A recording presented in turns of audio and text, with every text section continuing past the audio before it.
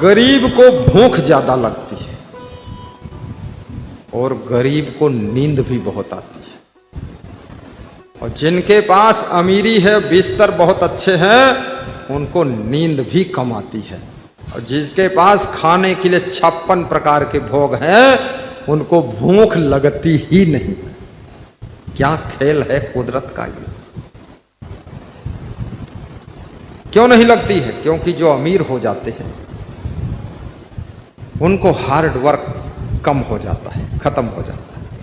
और जो hard work, physical work नहीं करेगा, उसको ना तो भूख ज्यादा लगेगी और ना तो नींद आएगी। जो लोग चाहते हैं कड़ी भूख और बड़ी नींद आए, उनको शरीर से मेहनत करना चाहिए।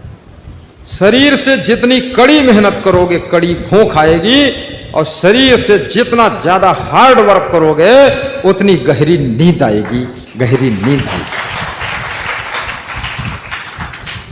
मनुष्य का काम मशीनों ने छीन लिया है।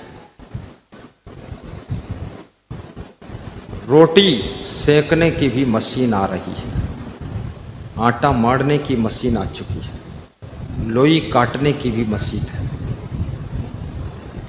अब केवल घी लगाकर खाने की मशीन नहीं आई है, खाना आपको पड़ेगा। सब मशीनें आ रही हैं। आलू काटने की मशीन, आलू की चिप्स बनाने की मशीन, सारी सब्जी काटने की मशीन, मिर्चा काटने की मशीन, सभी मशीनें आ गई। धान कूटने की मशीन, गेहूं पीसने की मशीन, दाल चलना में चालने की मशीन, सब रेडीमेड है। और अभी तो ऐसी ऐसी कंपनियां हैं, आप फोन करो 10 मिनट में भोजन का टिफिन आ जाएगा। पैसा फेंको, तमाशा देखो। बहुत बड़ी बात है, भोजन का टिफिन आएगा। अब गंदा है कि साफ है वो बात अलग है, लेकिन कढ़ाई में पकने के बाद सब साफ ही हो जाता है।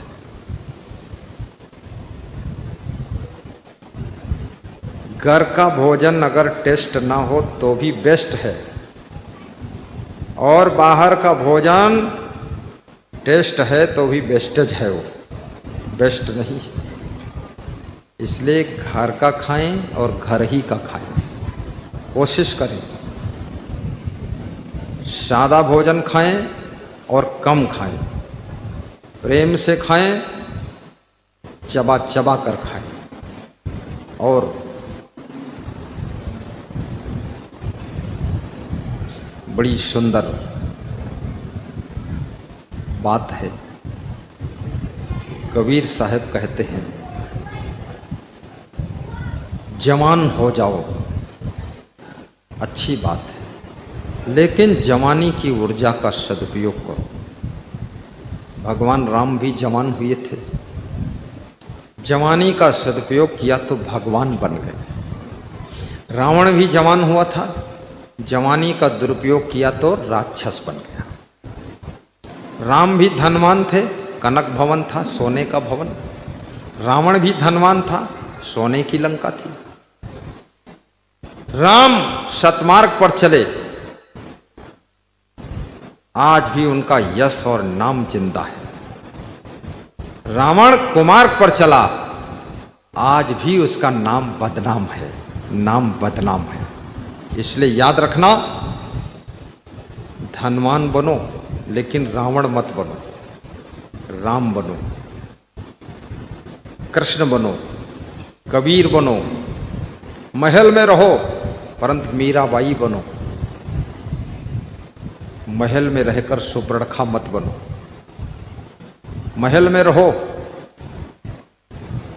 प्रहलाद की तरह भक्ति करो, किसी के डिगाने से डिगो मत।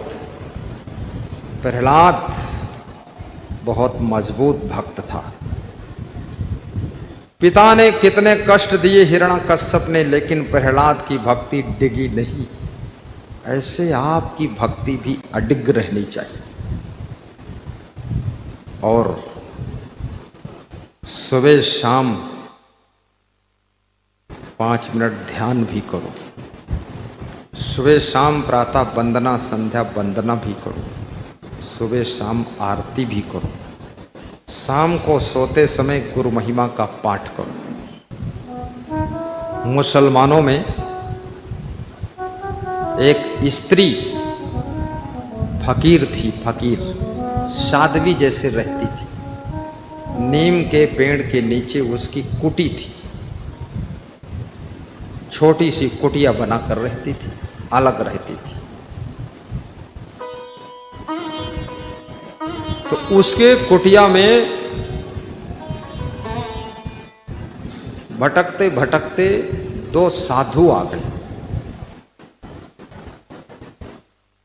तो साधुओं के लिए रोटी बनाया उसने, मोटी मोटी रोटी जिसको ठक्कर कहते हैं,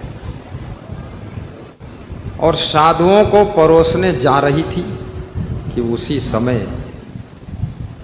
एक भूखा भिखारी आ गया। हाथ जोड़कर बोला, हम 3 दिन के भूखे हैं, रोटी हमको दे दो। तो फकीर राबिया ने दोनों रोटी उस भिखारी को दे दिया। मोटी मोटी रोटी स्कूटर के पहिया जैसी। वो भिखारी दोनों रोटी बैठकर खा गया। कितने लोगों के भूख भी बहुत होती है, कितनों के पेट में तो भस्मासुर पैदा हुआ है। दिन भर खाते हैं, दिन भर खाना और दिन भर पाखाना और दिन भर दवा खाना, और जितना टाइम मिले पूरा सो जाना। 2 मोटे मोटे ठक्कर खा गया भिखारी।